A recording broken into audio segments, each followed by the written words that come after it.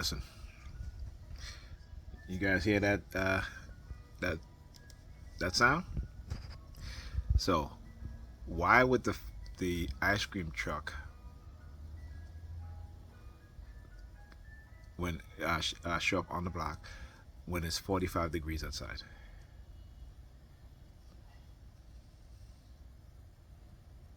And you hear the car honking? That was a warning to stop playing the ice cream truck song. Now I talk about well, just because I mentioned it now, so they continue to do the music. But that's what they'll do. But anyway, it is 45 degrees outside. Who's coming out for ice cream in 45-degree weather? You know, and they can say, well, it's spring break or have you. There has never been a spring break during this time when it's this cold that the ice cream truck is outside. But it is, again, the racist trope, right? The ice cream truck song. And I keep saying that, they do this, right, to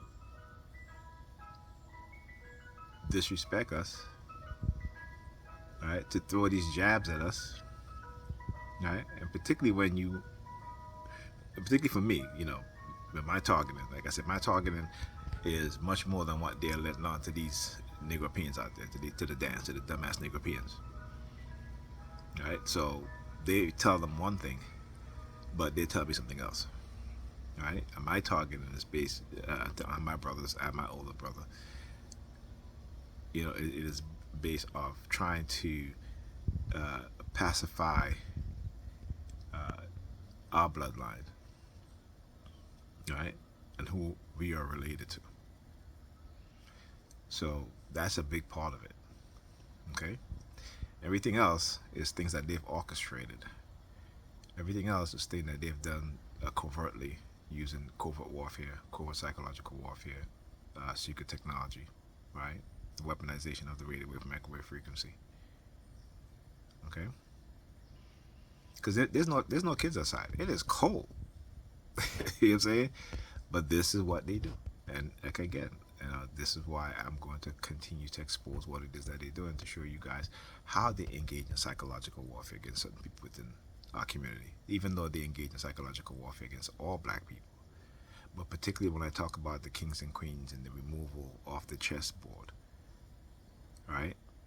So when you remove the kings and the queens, you remove the knights, you leave the bishops, who are the your pastors, right?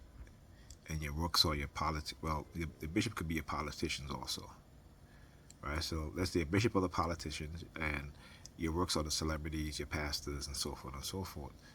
And then the vast majority are pawns, right?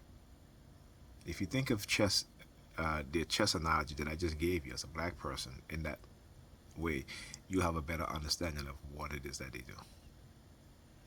And that I got that from Dr. Frances Cress Weston, right? She talks about the white supremacy, and they how they remove the kings and queens off the chessboard. So the world that we live in, it's a game of chess for them, right? While we're playing checkers.